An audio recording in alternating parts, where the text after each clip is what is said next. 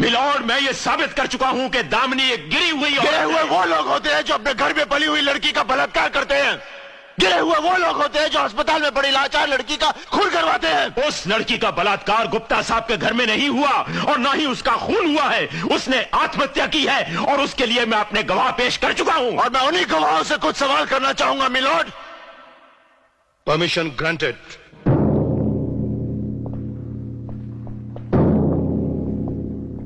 तुम गुप्ता जी के यहाँ 10 साल से काम कर रहे हो? जी साहब। इसका मतलब है तुम उनके वफादार हो, हाँ। ईमानदार हो, तुम पर उनका पूरा भरोसा है। हाँ, गाड़ियों की पूरी देखभाल भी तुम ही करते हो, जैसे उनकी मरम्मत, उनमें पेट्रोल डलवाना, सब कुछ तुम सब देखते मेरा हो। जिम्मा। तो होली के उस दिन जब वो 4 लड़के उर्मी को लेकर गए, जी। तो चड्ढा साहब आप ध्यान दीजिए, तो उस दिन जब वो 4 लड़के उर्मी को लेकर गए, जी। तो बहुत परेशान हुए होंगे। तुम्हें ढूंढा होगा गाड़ी के लिए, चाबी के लिए। नहीं साहब, वो जिप्सी की गाड़ी, मेरा मतलब जिप्सी की चाबी मेरे पास नहीं होती साहब। तुम्हें कैसे मालूम कि वो जिप्सी में गए?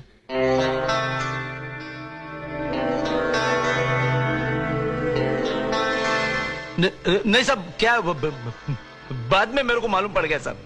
यानी कि बलात्कार हुआ ये तुम्हें बाद में मालूम पड़ा। Point to me noted my lord. ठीक है मंगेश, तुम जाओ। जी। Bloody fool. मंगेश। जी।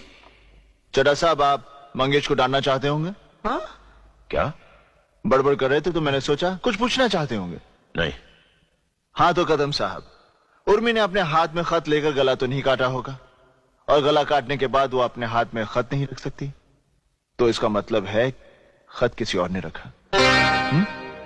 जी वो हाँ?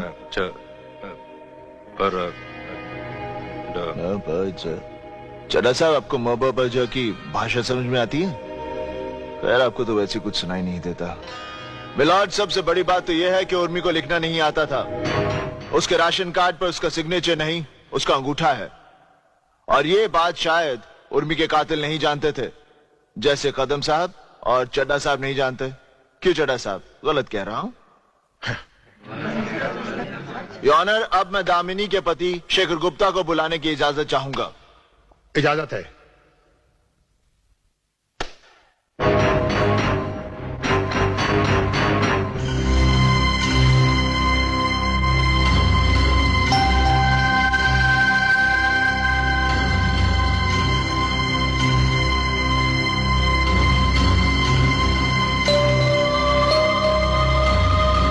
कहिए, जो कुछ कहूंगा सच कहूंगा। जो कुछ भी कहूंगा सच कहूंगा।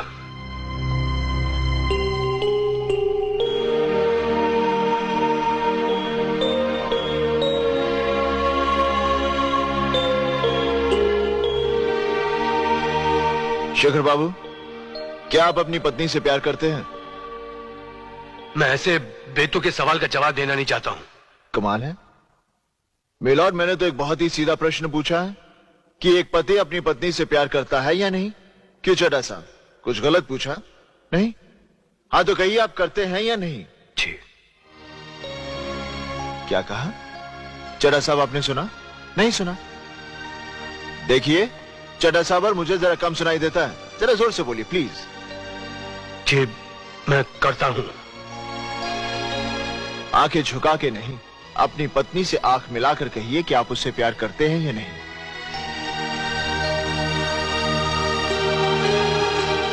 यह एक औरत के विश्वास का सवाल है। जी, बहुत करता हूं।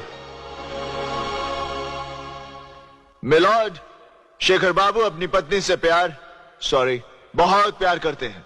यह मैंने भी सुना, चड्ढा साहब ने भी सुना, हम सब ने सुना। खैर, ये और बात है कि मुस्कुरा कर भी कह सकते थे। हाँ तो शेखर बाबू, मुझे हैरानी हो रही है कि आप एक ऐसी औरत से प्यार करते हैं जो बददिमाग है, पागल है। एक ऐसी औरत से प्यार करते हैं जो आपके माँ बाप की बेइज्जती करती है।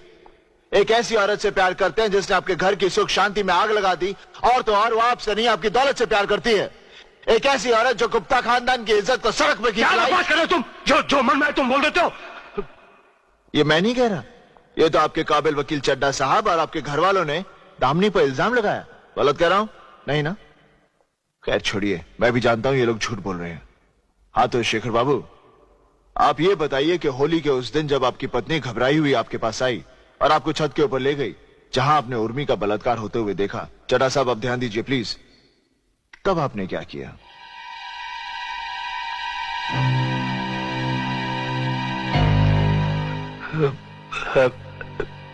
ऐसा कुछ नहीं हुआ। क्या?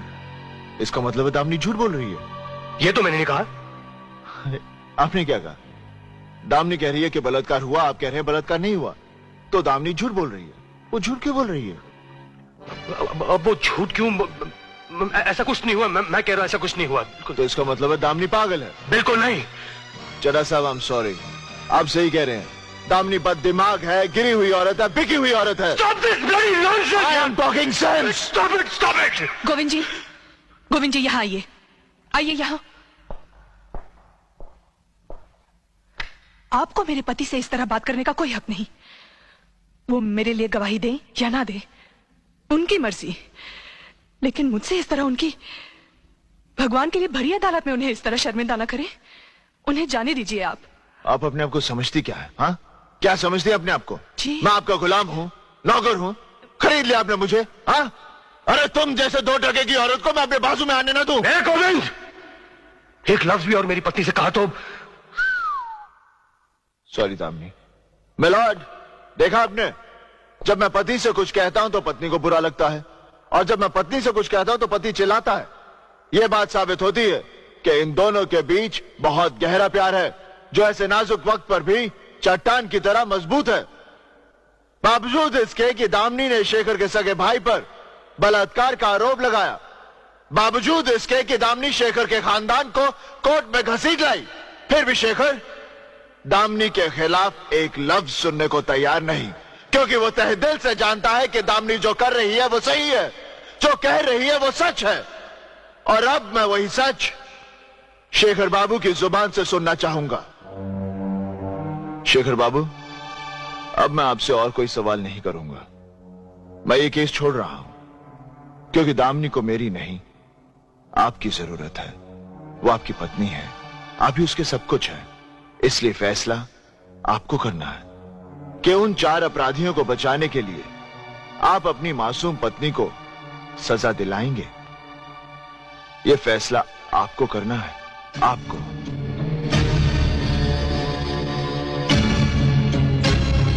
मिलॉर्ड, मेरी तो कुछ समझ में नहीं आ रहा है। ये पति पत्नी के गहरे प्यार की नुमाइश करके क्या साबित करना चाह रहे हैं? शर्म आनी चाहिए इन्हें कि एक औरत के झूठे जज्बात का सहारा ले रहे हैं ये। चुप है कानून का दलाल। वो कौड़ी के ऑर्डर ऑर्डर ऑर्डर।